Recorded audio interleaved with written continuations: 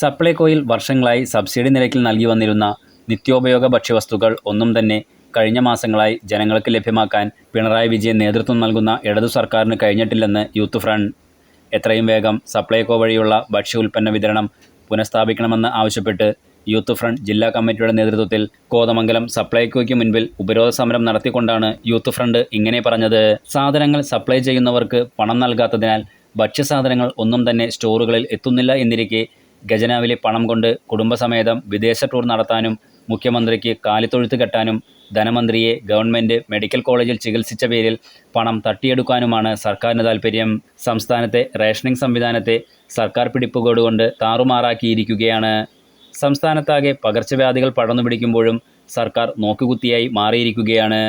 എല്ലാവിധത്തിലും കേരളത്തിൽ ഇടതു സർക്കാർ ജനങ്ങൾക്ക് ദാരിദ്ര്യവും ദുരിതവും മാത്രമാണ് നൽകുന്നത്. ജനസേവനത്തിൽ തൻ്റെ സർക്കാർ എല്ലാവിധത്തിലും പരാജയമാണെന്ന് മുഖ്യമന്ത്രി പിണറായി വിജയൻ തെളിയിച്ചിരിക്കുകയാണെന്നും യൂത്ത് ഫ്രണ്ട് പറഞ്ഞു. ഉപരോധ സമരം മുൻമന്ത്രി ടി.യു. കുരുവിള ഉദ്ഘാടനം ചെയ്തു. ജില്ലാ പ്രസിഡന്റ് ജോഷുവ തായങ്കശ്ശേരി അധ്യക്ഷത വഹിച്ച യോഗത്തിൽ കേരള കോൺഗ്രസ് ജില്ലാ president Shibu Thekkumpuram, youth front സംസ്ഥാന പ്രസിഡന്റ് കെ.വി. കണ്ണൻ, സംസ്ഥാന general secretary K M. George, D K. Sathyan, Jacob Iramangalath തുടങ്ങിയവർ സംസാരിച്ചു. Enlight news, Kothamangalam.